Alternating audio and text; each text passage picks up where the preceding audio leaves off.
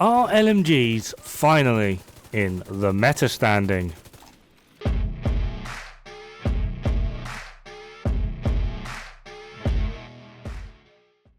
Now, for many of you, you might be hearing the words LMG and meta in the same sentence and sort of cringing. I know I possibly would.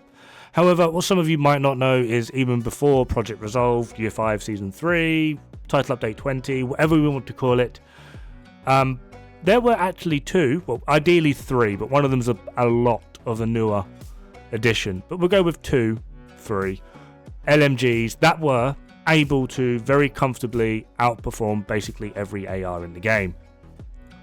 Now, one of them is a new addition, like I said, Iron Lung. Now, some of you might be going, well, if they were able to outperform every AR in the game, why weren't we using them? The answer is actually pretty simple. See, the gain was barely 1%, barely, realistically.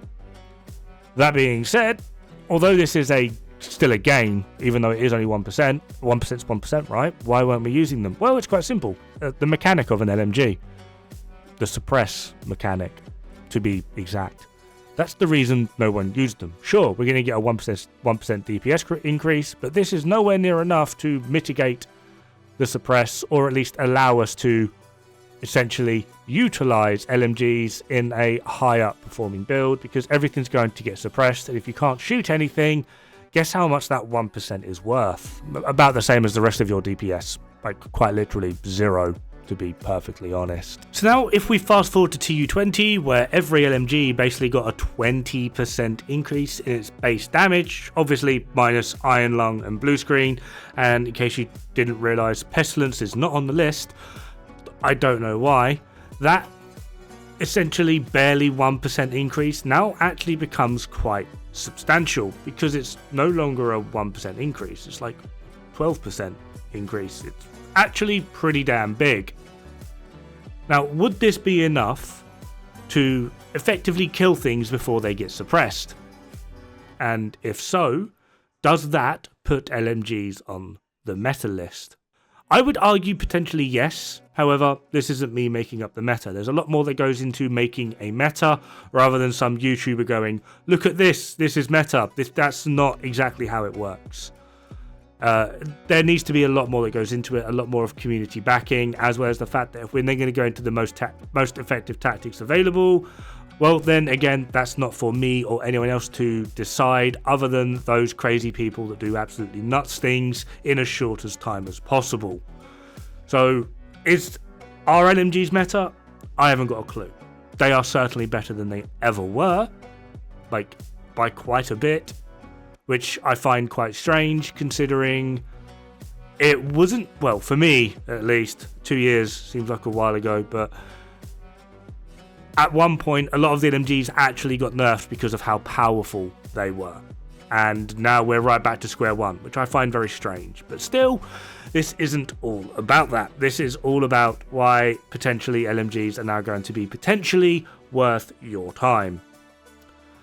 Before we get into this though, let us have a look at that pesky third attribute. This is a topic that seems to come up very often in my live streams, and it's coming from a place of people just looking at what is bigger number, and it's not always about what is bigger number, it's what is most consistent number over a duration of time.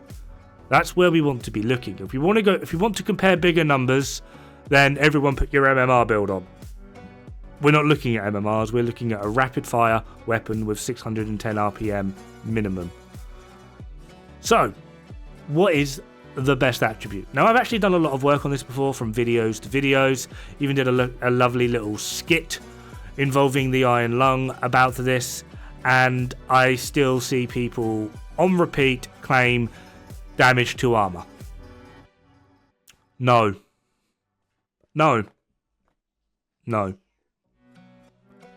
The reason for this is quite simply, yes, armor is a very large value that we do need to pay attention to. However, not every enemy has armor, or at least armor in the way in which damage to armor, the value, can affect it. Looking at you, Chungers, Warhounds.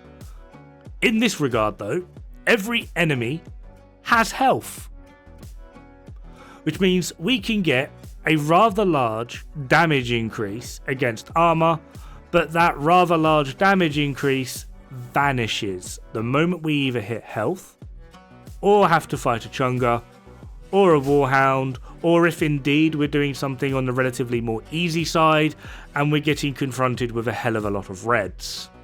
Now on screen in just a second is going to be the build I'm running in the background footage. Well, 3 variations of it. The top one is the critical hit chance, middle one is damage to armor, bottom is rate of fire.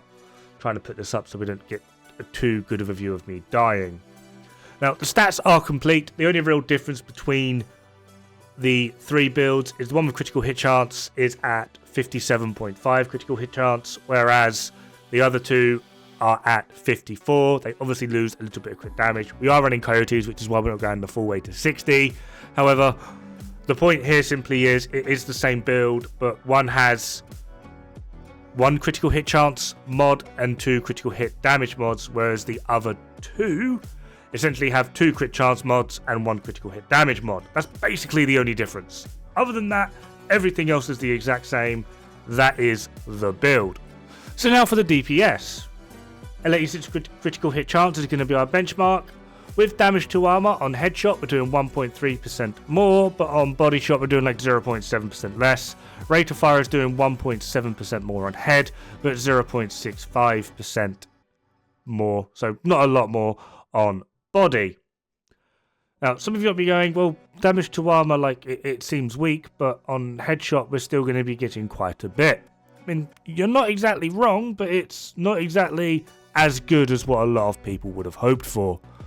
And now we're just going to backtrack a little bit and remember that not everything has armor. So now we've dropped an average of like 6.2%.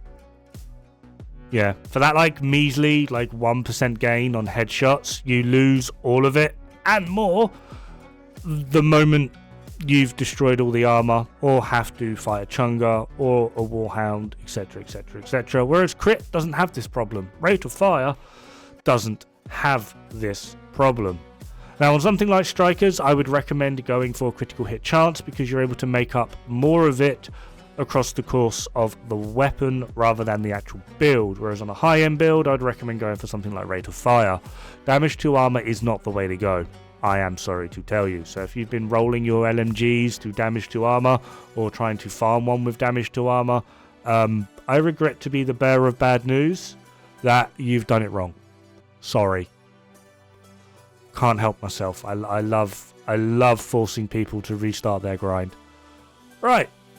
On to the actual topic at hand, then. So, how good is the L86 compared to basically anything else? Well, here we have an L86, an RPK, an Elmo, and a Capacitor. They're all in the same build, 4-piece strikers, chest gut chest with Obliterate, and a Coyote's mask. Some mod slots did need to get swapped around a tiny bit, just so that we're able to fit in all the crit chance, looking at you Elmos. This is their burst DPS. As you can see, the Elmo is struggling, like very much struggling, like 14% difference in DPS. Capacitor's kind of keeping up there on body, but again, you have to remember that we're just hitting armor at the moment. The moment we're not hitting that armor, yeah, it gets a very, very different story. As you can see, just removing the armor value from Capacitor really does hurt it, which is a part of the problem, to be perfectly honest. And just in case you're wondering, I will be doing a video on it, but this is also the reason why everyone's saying the Capacitor is the best meta, AR, whatever. Wrong. No, it's not. It's good, don't get me wrong, it's good, but it's not. Due to the fluctuations between armor and health values on enemies, going detox and damage to armor on a Capacitor is not the way to go. I'm sorry to tell you. Oh, and just in case you're wondering, I haven't even factored in a damage talent on the L86 or the RPK. This is the stats for both of those weapons with strained active. Hopefully you can see that the critical hit damage has gone up by 25% because we're going to average it out. So, yeah, pretty big numbers.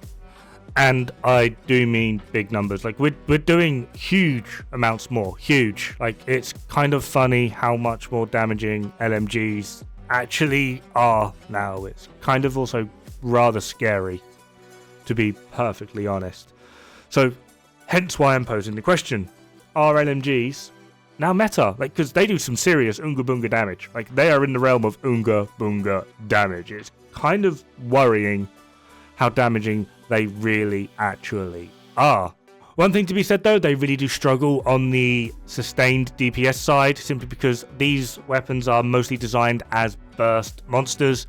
So opting in for something like Strained, although it's going to give you very, very high burst, you might notice that on the footage in the background I'm running fast hands, which is the way in which I would actually suggest you go.